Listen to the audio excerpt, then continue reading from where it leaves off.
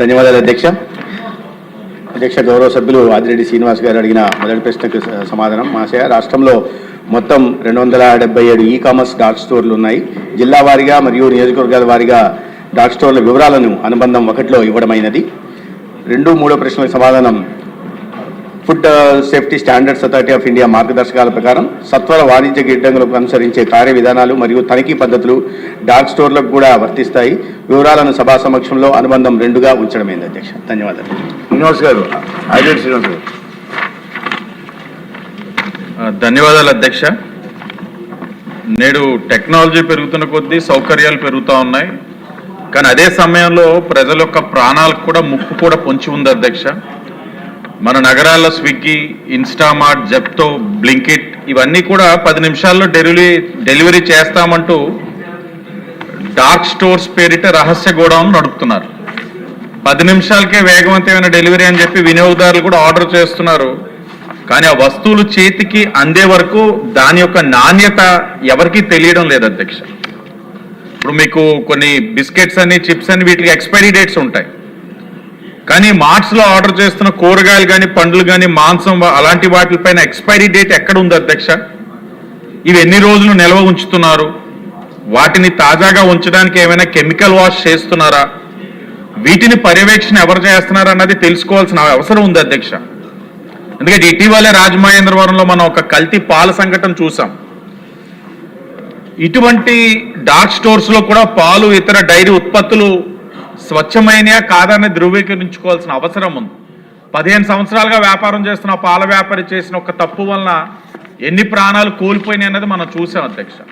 ఇప్పుడు మనం అధికార యంత్రాంగం అంతా ఉలిక్కిపడి అది పునరావృతం కాకుండా తీసుకోవాల్సిన చర్యలన్నీ తీసుకొని మన చిత్తశుద్ధి నిరూపించుకుంటున్నాం. కానీ అవన్నీ జరగకముందే ఇవన్నీ చూసుకోవాల్సిన అవసరం. ఇప్పుడు సాధారణ కిరాణా షాప్కి వెళ్తే మన కళ్ళతో కొనుక్కునేటప్పుడు మనకు ఆ ప్రొడక్ట్ ఎలా ఉందో తెలుస్తుంది. కానీ డార్క్ స్టోర్స్లోని మన లోపలికి వెళ్ళి మనం చూసే అవకాశం లేదు. ఈ బ్లింకిట్ కానీ, జెప్టో కానీ, ఇన్స్టామార్ట్ కానీ దాని మీద మనం పర్యవేక్షణ చేసుకోవాల్సిన అవసరం చాలా ఉంది అధ్యక్ష. ఎందుకంటే we better react to this quick commerce today. అంటే మనం వ్యాపార సంస్థలో ఉండాలి, ప్రజల యొక్క ఆరోగ్యానికి కూడా బాధ్యత తీసుకోవాలి. ఆ విధంగా కూడా ప్రభుత్వం వాటి మీద పర్యవేక్షిస్తూ డార్క్ స్టోర్స్లో ఉన్న ప్రొడక్ట్స్ పైన పర్యవేక్షణ ఎప్పటికప్పుడు ఉండాలని మీ ద్వారా మంత్రి గారిని కోరుతా ఉన్నా అధ్యక్ష. అధ్యక్ష, ఈ లార్జర్ ప్లాట్ఫామ్స్ ఏవైతే ఉన్నాయో, బ్లింకిట్ కానీ, స్విగ్గీ ఇట్లాంటి వాటికి చిన్న వేర్ హౌస్లోని ఏర్పాటు చేస్తారు. వాటినే డార్క్ స్టోర్లుగా చెప్పడం జరుగుతుంది అధ్యక్ష. అయితే వీటిల్లో నిరంతరం IPM ద్వారా ఇది జరుగుతుంటాయి, ఎన్ఫోర్స్మెంటు, తర్వాత సర్వేలెన్స్ జరుగుతుంటుంది, ఇన్స్పెక్షన్ జరుగుతుంటాయి అధ్యక్ష. అయితే ప్రజల్లో కూడా కొద్దిగా అవగాహన కలిగించాల్సిన అవసరం ఉంది అధ్యక్ష. ఏదైనా ఒక ప్రోడక్ట్ని డెలివరీ చేసినప్పుడు దాని జీవితకాలంలో సెల్ఫ్ లైఫ్లో 30% ఉండాలి, లేదా 40 రోజులు గడవన్నా ఉండాలి. ఇటువంటి వాటి మీద కూడా అవగాహన కల్పించాల్సి ఉంది. వీటికి FSSAI ద్వారా ఫుడ్ సేఫ్టీ కంప్లైంట్ సిస్టమ్ని దాంట్లో పోర్టల్లో వాళ్ళు నమోదు కావాలి. అదేవిధంగా ఫుడ్ సేఫ్టీ ట్రైనింగ్ సర్టిఫికేషన్ కూడా ఉంటాయి. కొన్ని నిబంధనలు ఉన్నాయి అధ్యక్ష.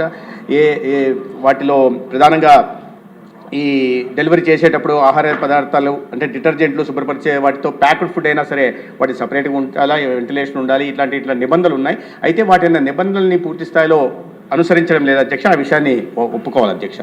అయితే ఇటీవల జరిగిన ఒక దురదృష్టకర సంఘటన, రాజమహేంద్రవరంలో దురదృష్టకర సంఘటన నిజంగా అది.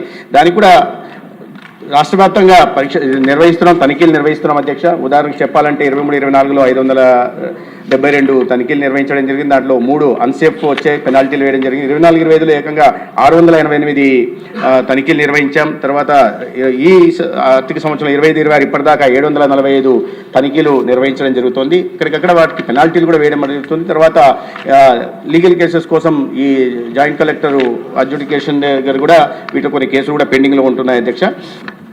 అయితే రాష్ట్ర వ్యాప్తంగా ఈ డార్క్ స్టోర్స్ మీద కూడా అధ్యక్ష ఈ 23-24 17 డార్క్ స్టోర్స్ మీద తనిఖీలు నిర్వహించడం జరిగింది. 24-25లో 27 తనిఖీలు నిర్వహించడం జరిగింది. 25-26లో కూడా 24 తనిఖీలు నిర్వహించడం జరిగింది అధ్యక్ష. తనిఖీలు నిర్వహిస్తున్నాం, ప్రజల ఆరోగ్య సంరక్షణ పట్ల దృష్టి పెడుతున్నాం. అయితే దీంట్లో ప్రధానంగా నేను గతంలో కూడా ఇదే సభలో చెప్పడం జరిగింది అధ్యక్ష. ఈ ఐపీఎం మీద, ఇన్స్టిట్యూట్ ఆఫ్ ప్రివెంటివ్ మెడిసిన్ మీద ప్రత్యేకం దృష్టి పెట్టకపోవడం వల్ల అది 2022లో బైఫర్కేషన్ అయిన తర్వాత దానికి తగిన ఇన్స్పెక్షన్లు చేయడానికి అవకాశం లేకుండా పోయింది అధ్యక్ష. ఎందుకంటే సిబ్బంది లేరు. 723 ఉండాల్సి వస్తే 144 మంది ఉన్నారు. ఇప్పుడే ఈ ప్రభుత్వం వచ్చిన తర్వాత అనుమతి తీసుకుని 150 సిబ్బంది నియామకాలు కూడా చేపడుతున్నాం అధ్యక్ష. ప్రధానంగా ఈ ఫుడ్ సేఫ్టీ దీని మీద తనిఖీ టెస్టింగ్ చేయడానికి ఫుడ్ సేఫ్టీ ల్యాబ్లు లేకుండా ఉన్నాయి, స్టేట్ ల్యాబొరేటరీస్ లేకుండా ఉన్నాయి. హైదరాబాద్ పంపాల్సి వచ్చేది. అయితే ఇప్పుడు కేంద్ర ప్రభుత్వ సహకారంతో విశాఖపట్నము, గుంటూరు, తిరుపతి, తిరుమల, అదేవిధంగా కర్నూలులో కూడా నోటిఫై చేయాల్సి ఉంది. ఈ 4 చోట్ల ఫుడ్ సేఫ్టీ ల్యాబ్లు, స్టేట్ ఫుడ్ ల్యాబొరేటరీస్ మొదలు పెడుతున్నాం అధ్యక్ష. ఎన్ఏబిల్ అక్రిడిటేషన్ వచ్చిన తర్వాత వాటి లీగల్ కేసెస్ దిశగా కూడా శాంపిల్స్ తీసుకొని వాటి మీద శాంపిల్ తీసుకోవడం ఉంటుంది. దాంట్లో అడల్టరేషన్ ఏమంటే గుర్తించడానికి అవకాశం ఉంటుంది. దానికి అనుగుణంగా ఈ అవకతవకలు పాల్పడిన వారి మీద కఠినమైన శిక్షలు తీసుకునే దిశగా కూడా ప్రయత్నాలు చేస్తున్నాం అధ్యక్ష. ఓకే. Next question 1460